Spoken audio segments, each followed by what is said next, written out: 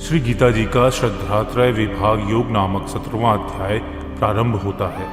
अर्जुन बोले, हे कृष्ण, जो मनुष्य शास्त्र विधि को त्याग कर श्रद्धा से युक्त हुए देवादि का पूजन करते हैं, उनकी स्थिति फिर कौन सी है? सात्विकी है अथवा राजसी है या फिर तामसी है?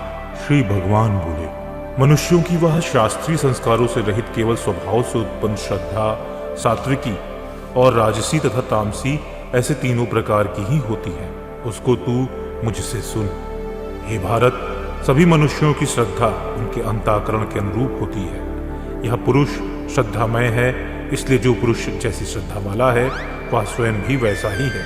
सात्विक पुरुष देवों को पूजते हैं, राजस पुरुष यक्ष और राक्षसों को, तथा अन्य जो तामस मनुष्य हैं वे प्रेत और भूत गणों को पूजते हैं। जो मनुष्य शास्त्र विधि से रहित केवल मनः कल्पित घोर तप को तपते हैं तथा दंभ और अहंकार से युक्त एवं कामना आसक्ति और बल के अभिमान से भी युक्त, जो शरीर रूप से स्थित भूत समुदाय को और अंतःकरण में स्थित मुझ परमात्मा को भी कृश करने वाले हैं, उन अज्ञानियों को तू आसुर स्वभाव वाला जान। भोजन भी सबको अपनी अपनी प्रकृति के अनुसार 3 प्रकार का प्रिय होता है, और वैसे ही यज्ञ, तप और दान भी 3-3 प्रकार के होते हैं। उनके इस पृथक पृथक भेद को तू मुझसे सुन।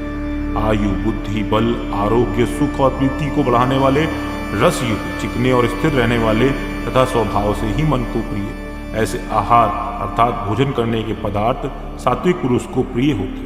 कड़वे, खट्टे, लवण युक्त, बहुत गर्म, तीखे, रूखे, दाहकारक और दुख, चिंता तथा रोगों को उत्पन्न करने वाले आहार अर्थात भोजन करने के पदार्थ राजस पुरुष को प्रिय होते। जो भोजन अल्पका, रस रहित, दुर्गंध युक्त, बासी और उच्चिष्ट है तथा जो अपवित्र भी है, वह भोजन तामस पुरुष को प्रिय होता है। जो शास्त्र विधि से नियत यज्ञ करना ही कर्तव्य है, इस प्रकार मन को समाधान करके फल न चाहने वाले पुरुषों द्वारा किया जाता है, वह सात्विक है। हे अर्जुन, केवल दंभाचरण के लिए अर्थात फल को भी दृष्टि में रखकर जो यज्ञ किया जाता है, उस यज्ञ को तू राजस जान। शास्त्र विधि से हीन, अन्नदान से रहित, बिना मंत्रों के, बिना दक्षिणा के और बिना श्राद्ध के किए जाने वाले यज्ञ को तामस यज्ञ कहते हैं। देवता, ब्राह्मण, गुरु और ज्ञानीजनों का पूजन, पवित्रता, सरलता, ब्रह्मचर्य और अहिंसा, यह शरीर संबंधी तप कहा जाता है। जो उद्वेग न करने वाला, प्रिय और हितकारक एवं यथार्थ भाषण तथा जो वेद शास्त्रों के पठन का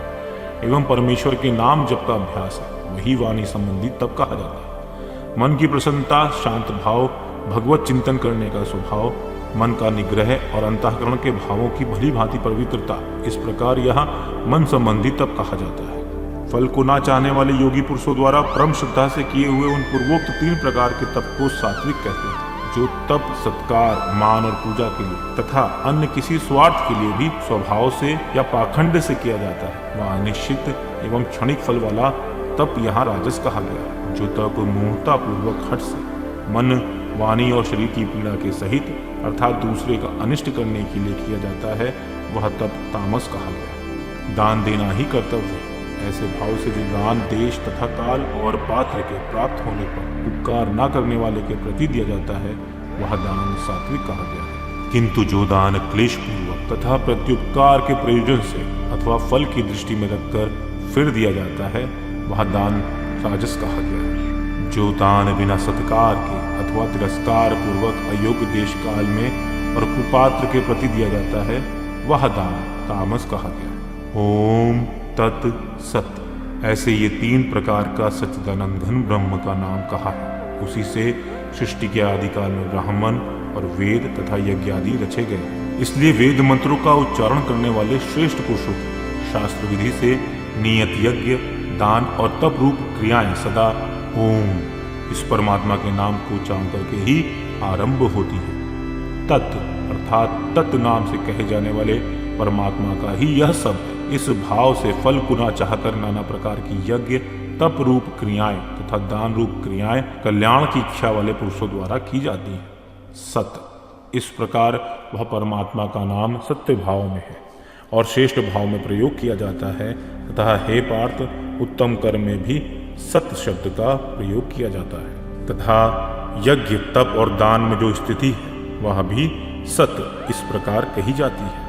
और उस परमात्मा के लिए किया हुआ कर्म निश्चय पूर्वक सत्य ऐसा कहा जाता है। हे अर्जुन, बिना श्रद्धा के किया हुआ हवन, दिया गया दान एवं तपा हुआ तप और जो कुछ भी किया हुआ शुभ कर्म है वह समस्त असत इस प्रकार कहा जाता है, इसलिए वह ना तो इस लोक में लाभदायक है और ना मरने के बाद ही। इस प्रकार गीता जी का श्रद्धात्रय विभाग योग नाम का 17वां अध्याय पूर्ण होता है।